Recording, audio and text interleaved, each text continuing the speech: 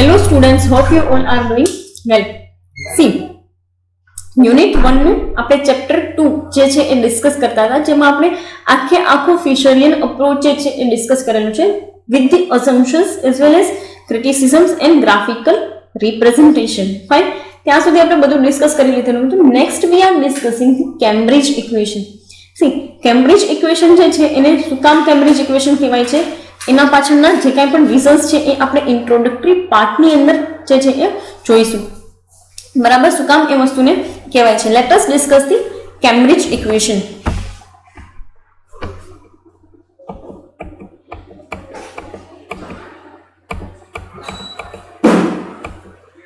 C, Cambridge ઇક્વેશનને મેં આગળ પણ તમને કીધેલું કે ક્વોન્ટિટી થિયરીને 2 અપ્રોચીસમાં ડિવાઈડ કરેલી છે. કયા તો કે cash transaction approach and second આપેલું છે તમને cash balance approach. Cash transaction approach આખો ફિશરે આપેલું છે. ફાઇન, જ્યારે કેશ બેલેન્સ અપ્રોચ જે છે એ અલગ ઇકોનોમિસ્ટે ભેગા થઈને આપેલો છે, અને એ દરેક કેશ બેલેન્સ અપ્રોચીસની દરેક જેટલા બી ઇકોનોમિસ્ટ છે એને અલગ ઇક્વેશન તમને આપેલા છે. રાઈટ, સો જોઈએ કે કેવી રીતે અને કોણે કયું ઇક્વેશન આપેલું છે. રાઈટ, ઇન્ટ્રોડક્શન પાર્ટની અંદર તમને આપેલું છે કે the Cambridge economist Marshall, Pigou, Robertson and Keynes. બરાબર, જેટલા બી મોટા ઇકોનોમિસ્ટ છે ચારનું નામ આવી ગયા છે. એ ચારેય ભેગા થઈ અને ચાર અલગ અલગ ઇક્વેશન ડેવલપ કર્યા છે, જેને એ લોકોએ શું કીધું તો કે cash balance approach. Fine, let us see શું કહે છે તો કે Marshall, Pigou, Robertson and Keynes developed an alternative approach. એટલે કે તમારે કેશ ટ્રાન્ઝેક્શન સિવાયનો એક અપ્રોચ આ લોકોએ શું કર્યો, ડેવલપ કર્યો. Alternative approach to Fisher's cash transaction version to explain the changes in price level and value of money. બરાબર, પ્રાઇસ લેવલ અને વેલ્યુ ઓફ મની જે છે એની અંદર શું ચેન્જ આવે છે ને, એની શું ઇફેક્ટ આવે છે ને, એના ઉપર આ લોકોએ વર્કઆઉટ કર્યું. પ્રીવિયસલી શું વર્કઆઉટ કરેલું હતું ફિશરે તો કે ટ્રાન્ઝેક્શન ઉપર, કે ટ્રાન્ઝેક્શન અને વોલ્યુમ ઓફ ટ્રાન્ઝેક્શન અને એની વેલોસિટીની શું ઇફેક્ટ આવે છે પ્રાઇસ લેવલ પર. ફાઇન, આમાં આપણે એવું વસ્તુ જોશું કે પ્રાઇસ લેવલ અને વેલ્યુ ઓફ મનીની શું ઇમ્પેક્ટ આવે છે.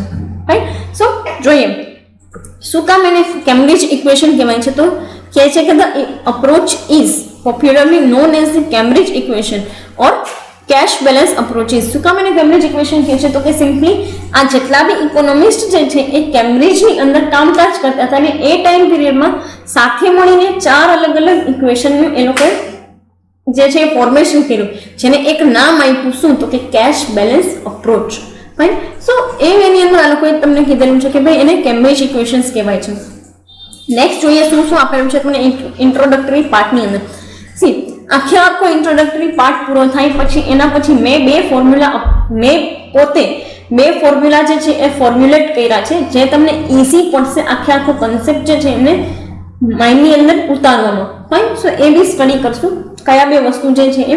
ખાલી બે નાની એવી લાઈન છે ફોર્મ્યુલાના નામે, ખાલી બે નાની એવી લાઈન છે. એ વસ્તુ જો માઇન્ડમાં ઉતરી ગઈ તો બધું આવડી જશે. ફાઇન, આખો અપ્રોચ સમજાઈ જશે. બરાબર, લેટ અસ ડિસ્કસ ઇટ. શું કહેવા માંગે છે કે the value of money according to these economist is determined as in the case of any other commodity by demand and supply forces. એટલે કેવું કહે છે તો કે આ ઇકોનોમિસ્ટે એવું સાબિત કર્યું કે જેવી રીતે નોર્મલ ડિમાન્ડ ને સપ્લાય હોય ને કોઈ બી વસ્તુનો, સેમ એ જ રીતે મનીનો ડિમાન્ડ અને સપ્લાય વર્કઆઉટ કરે છે. પ્રીવિયસલી જે કાંઈ પણ ઇક્વેશન હતું એની અંદર એને સમજાયું શું હતું તો કે એણે તો બંને સાઈડ જે છે એને ઇક્વલ કરી નાખી હતી, જેમાં મેં તમને એ પોઈન્ટ ઓફ વ્યૂથી સમજાવ્યું કે ભાઈ આ લોકો સપ્લાય કન્સિડર કર્યો અને ડિમાન્ડ. ફાઇન, આમાં તો આ લોકો ઇકોનોમિસ્ટ જ પોતે જે છે એ સાબિત કરી દેખાડે છે કે એક સાઈડ જે છે એ ડિમાન્ડ અને સપ્લાયના ફોર્સિસ ઉપર જ મની જે છે એ કામ કરે છે. ફાઇન, સો જોઈએ શું કહે છે તો કે demand for money according to cash balance approach is the demand to hold the money for various motive. કહેવાનું એનું મિનિંગ શું છે સિમ્પલી તો કે ડિમાન્ડ જે છે એ અલગ મોટિવથી હોલ્ડ કરીને રાખવામાં આવે તો ઈ મની અપ્રોચ જે છે એને શું કહેવાય તો કે સિમ્પલી ડિમાન્ડ ફોર મની. બરાબર, અલગ તમારા વેરિયસ મોટિવ, વેરિયસ પર્પઝથી તમે ડિમાન્ડને હોલ્ડ કરીને રાખો છો તો એને શું કહેવાય તો કે ડિમાન્ડ ફોર મની. બરાબર. શું કહે છે હવે નેક્સ્ટ જોઈએ કે the important motives for which money is held by the people are transaction and precautionary measures. બરાબર. એટલે કે આપણી કોઈ ફ્યુચર નીડ માટે સિમ્પલી તમને એક વસ્તુ કહું કે તમે ઇન્સ્યોરન્સ લો છો, બરાબર, ફ્યુચર મની જે છે એના માટે, કે ફ્યુચરની કન્ટિન્જન્સી માટે, કે ફ્યુચરમાં આવનારી કોઈ બી એવી એક્સેપ્શનલ ઇવેન્ટ માટે તમે પૈસા જે છે એ એવી પોલિસીઝ લો છો. અધર દેન ધેટ જ્યારે બી તમે ફિક્સમાં મૂકો છો પૈસા, બરાબર, ફિક્સ ડિપોઝિટ તરીકે, એફડી તરીકે, અથવા તો કોઈ પણ એવી ડિપોઝિટ તરીકે કે જે તમને ફ્યુચરની અંદર યુઝ થાય, તો આ તમે કહી રહ્યો છો તો કે demand for money according to the cash balance approach. બરાબર. પ્રીવિયસલી તો શું હતું તો કે પૈસા હાથમાં જોઈએ એને શું એ લોકો ડિમાન્ડ તરીકે કહેતા. આમાં શું છે તો કે મની તમે હોલ્ડ કરીને રાખો છો એને એ લોકોએ ડિમાન્ડ કીધી છે. પ્રીવિયસલી શું હતું તો કે મની સર્ક્યુલેશનને ડિમાન્ડ કહેતા હતા. બરાબર. એટલે કે ટ્રાન્ઝેક્શનને પ્રાઇસ લેવલ. એક વસ્તુ તમને બહુ કહી દઉં છું, બંને અપ્રોચીસ જે છે એને આપણે અલગ અલગ વેથી જોઈએ ને તો આ શું છે તો કે મની સિટિંગ પર્સપેક્ટિવ, જ્યારે ફિશરનો અપ્રોચ શું હતો તો કે મની ઓન વિંગ્સ પર્સપેક્ટિવ. એટલે કે મની ઓન વિંગ્સ એટલે કેવું તો કે ઉડતા પૈસા, એટલે સિમ્પલી માર્કેટની અંદર સર્ક્યુલર થતા પૈસા. જ્યારે આની અંદર મની ઓન સિટિંગ પર્સપેક્ટિવ એટલે કેવું તો કે સિમ્પલી અત્યારે હાથમાં હોલ્ડ કરીને રાખેલા પૈસા, એફડીની અંદર મૂક્યા હોય 1 વર્ષ માટે કે 3 વર્ષ માટે કે 5 કે 7 વર્ષ માટે, બરાબર. અધર દેન ધેટ કોઈ પણ ડિપોઝિટ તરીકે મૂકેલા પૈસા છે, ફાઇન. તો એ વેની અંદર વાત કરે છે, બરાબર. સો that is known as the money on sitting and that is known as the, આને શું કહેવાય તો કે મની ઇન સિટિંગ, અને ઓને શું કહેવાય તો કે money on the wings. C next શું કહે છે ઇન્ટ્રોડક્ટરી પાર્ટની અંદર તો કે અલગ અલગ ઇકોનોમિસ્ટે પોતાના પર્સપેક્ટિવ આપેલા છે. એ મેં તમને અહીંયા ઇઝી વેની અંદર આપેલા છે. સી એ લોકોએ તો બહુ તમને થોડાક અઘરા શબ્દો અને અઘરા વર્ડ્સની અંદર તમને કીધેલું છે કે એ આવું કહેવા માંગે છે. મેં તમને ઇઝી કરી આપ્યું છે just for the sec of your understanding, બરાબર, તમારી અન્ડરસ્ટેન્ડિંગ પર્પઝથી. શું કહેવા માંગે છે તો કે at any given time people wish to hold a fraction of the real income in the form of cash or ready purchasing power. The money is demanded as store of the value. કેવા શું માંગે છે તો કે 50,000 રૂપિયા મારી real income છે, આનું એક ફ્રેક્શન એટલે કે એનો એક ટુકડો અથવા તો એનો એક ભાગ હું હોલ્ડ કરીને રાખું છું in a form of cash or as the real purchasing power or ready purchasing power, એટલે લિક્વિડ ફોર્મમાં, અને બાકીનું બધું જે કાંઈ પણ મૂકી રાખું છું તો that is known as the store of value. શું કામ એને સ્ટોર ઓફ વેલ્યુ કહેવાય આપણે મનીવાળા ચેપ્ટરમાં સમજી ગયા છીએ, ફાઇન. સો એના માટે બહુ બધું ડિસ્કશન નથી કરતી કે શું કામ એને સ્ટોર ઓફ વેલ્યુ કહેવાય. બટ એક વસ્તુ કે ભાઈ અત્યારે મારી પૈસા જે છે એને હું હોલ્ડ કરીને રાખું છું તો ફ્યુચરની અંદર મને કામ લાગશે. ફ્યુચરની અંદર એ મનીની મારા માટે વેલ્યુ હશે કંઈ, અને ડેફિનેટલી હોય છે. હું અત્યારે શિયાળાનો ટાઈમ પીરિયડ છે અને હું જે છે એ મારો એવો વિચાર હતો કે એસી ફિટ કરાવું છે, પણ અત્યારે તો શિયાળો છે તો મને જરૂરિયાત નથી, મારા ઘરની અંદર એસી ફિટ કરાવવાની મારે જરૂરિયાત નથી. તો હું શું કરીશ તો કે એના 50-60 હજાર રૂપિયા જે કાંઈ પણ છે એને અત્યારે હોલ્ડ કરીને રાખું છું, અને એટ અ ટાઈમ ફ્યુચર નીડમાં એટલે કે after the 4 months of winter season, બરાબર, જે કાંઈ પણ વિન્ટર સિઝન કમ્પ્લીટ થઈ જાય છે એના પછી હું સમર સિઝનની અંદર જે છે એસી ફિટ કરાવવાનું ડિસિઝન લઉં છું, તો ડેફિનેટલી એ ટાઈમ પીરિયડ માટે મારી મનીની વેલ્યુ હાયર હશે. તો અત્યારે મેં શું કર્યું તો કે સ્ટોર ઓફ ધી વેલ્યુ, અત્યારે મેં એ પૈસા જે છે એને સ્ટોર કરીને રાખ્યા, તો ડેફિનેટલી એ વસ્તુની વેલ્યુ મારા માટે ફ્યુચરની અંદર હાયર હોવાની, કારણ કે ત્યારે એનો પર્પઝ સોલ્વ થાય છે. એક વસ્તુ તમે સમજો, વેલ્યુ ઓફ મની એના ઉપરથી ડિસાઇડ થાય છે તો કે એની જે સર્વિસ છે ને એના ઉપરથી, એટલે કે એ વસ્તુ જે છે એનો પર્પઝ સોલ્વ થાય છે ને એના બેઝિસ ઉપરથી, ફાઇન. આખું જે છે એના અંદર કેવા શું માંગે છે તો કે તમે અમુક પાર્ટ જે છે રિયલ ઇન્કમનું એ જે છે તમે રેડી પરચેસિંગ પાવર તરીકે એટલે કે લિક્વિડ ફોર્મની અંદર રાખો છો ને બાકી બધું બ્લોક કરી દો છો for the purpose of store of value, that is known as the demand, બરાબર. એને આ લોકોએ ડિમાન્ડ તરીકે કન્સિડર કરી છે. કયા અપ્રોચમાં તો કે કેશ બેલેન્સ અપ્રોચમાં, ફાઇન. ક્યાંય પણ એક વસ્તુ તમને કહી દઉં, હજી પણ કહું છું કે ઘરની થિયરી બનાવવી નહીં, બરાબર. તમે કોઈ ઇકોનોમિસ્ટ નથી કે ઘરની થિયરી બનાવવા માંડો, ફાઇન. સો જે વસ્તુ પરફેક્ટલી એની અંદર આપેલી છે એ અકોર્ડિંગ ટુ કદાચ તમને નથી આવડતી તો આવા ઇઝી વેની અંદર કન્સેપ્ટ સમજાવો. That is the another thing. અને ઘરની થિયરી બનાવવી આખી અલગ વસ્તુ છે, બરાબર? તો ઘરની થિયરી કોઈ પણ પર્સન બનાવતા નહીં, જે રીતે આપેલું છે એ રીતે જ પ્લીઝ તમે લખજો, બરાબર? નથી આવડતું એ વર્ડ્સની અંદર નથી આવડતું તો કાંઈ વાંધો નહીં, ઇઝી થિયરીની ઇઝી કન્સેપ્ટની અંદર તમે થિયરીને સમજાવી શકો છો. ફાઇન. સી નેક્સ્ટ શું કહે છે તો કે the supply of money is determined by the banking system of a country. Definitely supply મનીનો સપ્લાય બેન્કિંગ સાઇડથી જ આવે. આપણે કંઈ ઘરે તો પૈસા છાપતા નથી અને ગવર્મેન્ટે કંઈ આપણને ઘરે તમને ટેક્સ ભરો છો તો એના બદલામાં રિવોર્ડ તરીકે કંઈ નોટના બંડલ તો આપતા નથી, બરાબર? તો પૈસા જે છે એ ક્યાંથી આવે છે? સપ્લાય ઓફ મની તો કે બેન્કિંગ સિસ્ટમ સાઇડથી. It is related to a point of time. Therefore there is no velocity of circulation of money in cash balance version. કાઢી જ નાખી આખી વેલોસિટીને. શું કામ? કેમ કે એ શું કહેવા માંગે છે? તમે એક વસ્તુ જુઓ કે it is related to the point of time. Money supply છે ને એ એક પોઈન્ટ ઓફ ટાઈમ એના ઉપરથી એ વસ્તુ ડિસાઇડ કરવામાં આવે.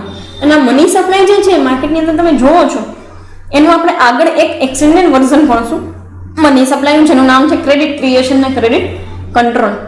સી ક્રેડિટ ક્રિએશન અને ક્રેડિટ કંટ્રોલ જે છે ને એ માર્કેટની અંદર તમે બેન્કિંગ સિસ્ટમની અંદર જોવો તો આરબીઆઈ જે છે ને દર 2 મહિને કરે છે, બરાબર? તો કઈ વેલોસિટી જે છે એટલે કે મનીની ટ્રાન્ઝેક્શનની સ્પીડ જે છે એ એટલી સ્પીડમાં ન વધવા માંડે જેટલી સ્પીડમાં ફિશર એક્સપેક્ટ કરે છે, બરાબર?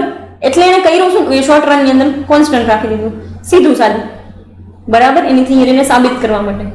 તો સેમ વસ્તુ આપણે કેશ બેલેન્સની અંદર જોવા જઈએ તો આ લોકોએ કર્યું શું તો કે વેલોસિટી જે છે ને એને આ લોકો મેઝર નથી કરતા. શું કામ? કેમ કે સીધી વસ્તુ છે, કંઈ દર એક દિવસે એ લોકો રેટની અંદર ચેન્જ ના કરતા હોય, દર એક દિવસે સીઆરઆર ચેન્જ નથી થતું, દર ડેઇલી જે છે એ એસએલઆર ચેન્જ નથી થતો કે ભાઈ માર્કેટની અંદર કંઈ એવી બધી મૂવમેન્ટ આવવા માંડે. ફાઇન. અને બિઝનેસીસના બી અમુક લિમિટેડ ટ્રાન્ઝેક્શન છે કે ડેઇલી 10 થી 15 ટ્રાન્ઝેક્શન થતા હોય. તો એક વસ્તુ તમે કોન્ટ્રાડિક્શન તરીકે એ જોઈ શકો કે પેલો ભાઈ જે છે વેલોસિટી મેઝર કરતો એટલે સાથે સાથે ટ્રાન્ઝેક્શન છે એ મેઝર કરવા પડતા. આમાં એ વસ્તુ જે છે એ કે આ લોકો જોતા જ નથી. ફાઇન. સો કેશ બેલેન્સ અપ્રોચની અંદર વેલોસિટી જોતા નથી. નેક્સ્ટ શું કહે છે તમને તો કે at any time the supply of money is constant and therefore it is the demand of money which determines the value or purchasing power of money. આ છે ને એ આગળ જતા ક્રિટિસિઝમમાં આવશે. શું કામ? તમને અત્યારથી જ કહી દઉં કે સપ્લાય ઓફ મની ક્યારેય કોન્સ્ટન્ટ ન હોય, દર 2 મહિને તો 2 મહિને સપ્લાય ઓફ મનીની અંદર કંઈક તો ચેન્જીસ આવતા જ હોય. ફાઇન. તો કોન્સ્ટન્ટ રાખો છો તો આ લોકોનું કેવું એમ છે કે કોન્સ્ટન્ટ રાખીએ છીએ, ખાલી ડિમાન્ડ ઓફ મની છે ને એ ડિટરમાઇન કરે વેલ્યુ અને પરચેસિંગ પાવરને. તો ના, એવું ના હોય. ડેફિનેટલી સપ્લાય ઓફ મનીનો રોલ પણ આવે. ખાલી એક વસ્તુ તમે સમજો, બહુ તમને એક સિમ્પલ અને તમને લાઇવલી એક્ઝામ્પલ આપું તમારા જ આસપાસની વસ્તુનું. શું કહેવા એ માંગે છે તો કે કોઈ પણ વસ્તુની વેલ્યુ અથવા તો મનીની વેલ્યુ અથવા તો પરચેસિંગ પાવર ડિટરમાઇન કેવી રીતે થાય તો કે સિમ્પલી ડિમાન્ડ ઓફ મની. હવે demand of money, demand for money એટલે તો તમે હોલ્ડ કરેલા કેશ, એક સાઈડથી તમે એવું કહો છો હોલ્ડ કરેલા કેશ, તો તમે હોલ્ડ કરેલા કેશ આગળ તો તમે ક્યાંય નાખતા જ નથી ને, તો શેમાંથી તમે પૈસા નાખો છો? તો કે જે પ્રપોર્શને તમે પરચેસિંગ પાવર તરીકે રાખ્યો છે એમાંથી. તો purchasing power it self is your supply of money, બરાબર? જેટલો તમે લિક્વિડ પરચેસિંગ પાવર રાખ્યો છે it self is the supply of money. અને ખાલી સપ્લાય ઓફ મનીમાં તમે માની લો કે તમે 30,000 રૂપિયા રાખ્યા છે, એફડીની અંદર મૂકી દીધા કે ક્યાંય બી ડિપોઝિટમાં મૂકી દીધા, but on the other hand તમે જ્યારે માર્કેટમાં લોન લેવા જાઓ છો, બરાબર, તો ઓટોમેટિકલી સપ્લાય આવે છે. તો આમાં સપ્લાય કોન્સ્ટન્ટ ક્યાં રહ્યો અને ઓટોમેટિકલી તમારો પરચેસિંગ પાવર વધી જાય છે. ફાઇન. જેના થ્રુ તમે માર્કેટની અંદર સ્પેન્ડ કરો છો કોઈ બી વસ્તુ. હવે વેલ્યુને જોઈએ કે ડિમાન્ડ ફોર મનીથી વેલ્યુ. ડેફિનેટલી ડિમાન્ડ જ્યારે કરવામાં આવે ને ત્યારે મનીની વેલ્યુ વધારે જ હોય. જ્યારે તમે ખાલી ડિમાન્ડ જોવો છો તો મનીની વેલ્યુ વધારે જ લાગવાની તમને. પણ એક વસ્તુ સપ્લાયની પણ હોય, એટલે કે શું તો કે સપ્લાય એટલે જ્યારે પૈસા હાથમાં આવે સ્પેન્ડિંગ થઈ ગયું તો વેલ્યુ જે છે એ પૂરી થઈ ગઈ, આપણી વેલ્યુ ઓફ મની એ પૂરી થઈ ગઈ. ઇટ મીન્સ કે માર્જિનલ આવી જતા 0 થઈ ગયું. તો એ બી એક વસ્તુ તમને આપેલી છે ફાઇન, જેમાં એ લોકોએ સપ્લાયને કોન્સ્ટન્ટ રાખવાની વાત કરે છે. જોઈએ આગળ ઇક્વેશનની અંદર શું શું ચેન્જીસ આવે છે. ફાઇન. નેક્સ્ટ એ તમને કહે છે કે if the community wishes to hold more money or more cash with them then less money is available to spend on goods and services. બરાબર, બહુ સીધી સાદી વસ્તુ કે જાજો કેશ હોલ્ડ કરીને રાખો સેવિંગ્સ તરીકે, એટલે 50,000માંથી 40,000 તમે સેવિંગ્સમાં રાખો તો ઓટોમેટિકલી ઓછું જે છે એ માર્કેટની અંદર તમારા સાઈડથી સ્પેન્ડિંગ હશે. અને એક વસ્તુ તમે સમજી લો, જેટલું ઓછું સ્પેન્ડિંગ હશે ને માર્કેટમાં એટલું જ ઓછું કન્ઝમ્પશન, એટલી જ ઓછી ડિમાન્ડ. જેટલી ઓછી ડિમાન્ડ એટલું ઓછું પ્રોડક્શન, જેટલું ઓછું પ્રોડક્શન એટલું ઓછું માર્કેટની અંદરથી પૈસાની જરૂરિયાત. બરાબર, તો માર્કેટની અંદરથી પૈસાની જરૂરિયાત ઓછું તો બેંક સાઈડથી લેન્ડિંગ ઓછું. તો આમ જોવા જાવ ને તો અલ્ટિમેટલી એડવર્સલી અફેક્ટ કરે. જ્યારે બી આવી એક્સેસિવ હોલ્ડિંગની સિચ્યુએશન આવે ને ત્યારે શું થાય તો કે સિમ્પલી જે છે એ એક્સેસિવ માર્કેટની અંદર એક્સેસિવ ડિક્રીઝ થઈ જાય ગમે તે વસ્તુની અંદર. શું કામ? કારણ કે તમે આ વધારે પડતો કેશ હોલ્ડ કરીને રાખી દીધો છે, સ્પેન્ડ કંઈ કરતા નથી. સ્પેન્ડ નથી કરતા તો C on the other side માર્કેટમાં લિક્વિડિટીની પણ જરૂરિયાત પડશે ને. તો તમે સ્પેન્ડ નહીં કરો તો માર્કેટમાં લિક્વિડિટી ક્યાંથી આવે? Fine. So that is also the thing. See next જોઈએ શું કહે છે. નેક્સ્ટ તમને કીધેલું છે કે less amount of money available to spend. મેં જેમ તમને એમ કીધું કે reduces the demand of good. સીધી વસ્તુ છે, કન્ઝમ્પશન ઓછું થાય ને ડિમાન્ડ માર્કેટમાં ઓટોમેટિકલી ઓછી થઈ જાય. બરાબર, demand for goods and services and in turn brings the down their prices and increasing the value of money. સીધી વસ્તુ છે, ચોખ્ખી વસ્તુ. નીચે બે લાઈન છે ને મેં તમને ફોર્મ્યુલેટ કરી નાખી છે જસ્ટ ફોર ધી ઇઝીનેસ. બરાબર, just for the easiness of yours. C શું કહેવા માંગે છે તો કે જેમ જેમ પ્રાઇસ ઓછી થાય ને એમ એમ માર્કેટની અંદર વેલ્યુ વધવા માંડે. શું કામ વેલ્યુ વધે? તો સી એક વસ્તુ તમે સમજો, પ્રાઇસ ઓછી થઈ ગઈ કોઈ વસ્તુની તો હવે મારે હું પહેલા જેટલા પૈસાની અંદર વસ્તુ લઈ શકતી હતી ને એના કરતાં મનીની વેલ્યુ મારા માટે વધી ગઈ. કેમ કે એક વસ્તુ તમે સમજો કે એક બોટલ જે છે એની કિંમત 50 રૂપિયા હતી, એટલે મેં એના માટે લેવા માટે 50 રૂપિયાનો પર્ચેસિંગ પાવર ભેગો કર્યો હતો. તો કે હા, હવે બોટલની કિંમત 30 રૂપિયા થઈ ગઈ. તો થયું શું તો કે પર્ચેસિંગ પાવર તો મસ્ત 50 રૂપિયાનો જ છે, પણ વસ્તુની કિંમત ઓછી થઈ ગઈ તો વેલ્યુ વધી ગઈ. કેમ કે પેલા 50માં એક જ વસ્તુ આવતી હતી, હવે 50ની અંદર 20 રૂપિયાની બીજી એક વસ્તુ પણ આવશે, 30ની એક ને 20ની એક. તો ઓટોમેટિકલી વેલ્યુ કેવી થઈ ગઈ? વધી ગઈ. આનો રિવર્સ કેસ જોઈએ તો શું તો કે માર્કેટની અંદર જ્યારે એક્સેસિવ સ્પેન્ડિંગ થવા માંડે એટલે કેવું તો કે કેશનું હોલ્ડિંગ ઓછું, એક્સેસિવ સ્પેન્ડિંગ તો કન્ઝમ્પશન વધારે, કન્ઝમ્પશન વધારે તો ડિમાન્ડ વધારે તો પ્રોડક્શન વધારે. પ્રોડક્શન જ્યારે વધતું હોય ને અને પ્રાઇસીસ આવી રીતે વધારે તો માર્કેટની અંદર થાય શું? ડિમાન્ડ વધવાની સાથે સાથે તો કે પ્રોડક્શન વધે છે, સપ્લાય વધવા માંડે. સપ્લાય વધે તો પ્રાઇસીસ પણ વધશે. બરાબર, પ્રાઇસીસ જ્યારે વધે ને તો એ સિચ્યુએશનની અંદર વેલ્યુ છે ને ડાઉન થવા માંડે. કેમ કે પહેલા છે ને 50 રૂપિયાની એક વસ્તુ મળતી હોય એની પ્રાઇસ 70 થાય તો હવે તમારે પરચેસિંગ પાવર જે છે ને વધારવો પડે. બરાબર, તો પ્રાઇસીસ ગો અપ તો વેલ્યુ ડાઉન થઈ ગઈ. કેમ કે સીધી વસ્તુ છે કે પહેલા વેલ્યુએબલ વસ્તુ 2 વાને મળતી હતી, હવે વેલ્યુએબલ વસ્તુ એકેય નથી મળતી. એના માટે મારે પરચેસિંગ પાવર બી વધારવો પડે. તો જેમ જેમ પ્રાઇસ જે છે એ વધે છે એની વેલ્યુ, મનીની વેલ્યુ ઓછી થતી જાય. કેમ કે મની મારે વધારે ભેગા કરવા પડે. તો થઈ ગયું શું એનો મતલબ તો કે મની કેવા થઈ ગયા? જોવા જઈએ તો મની કેવા થઈ ગયા કહેવાય તો કે મની મોંઘા થઈ ગયા. બરાબર, પૈસા મોંઘા થઈ ગયા. તો સિમ્પલી સીધી વસ્તુ છે, તમારે 70 રૂપિયાની જરૂરિયાત પડશે 50ની વસ્તુ લેવા માટે. ફાઇન. સો બંને વસ્તુ તમારી ઇઝીનેસ માટે મેં ફ્રેમઅપ કરી દીધી છે કે price goes up, value goes down. Price goes down તો વેલ્યુ ગોઝ અપ. ફાઇન.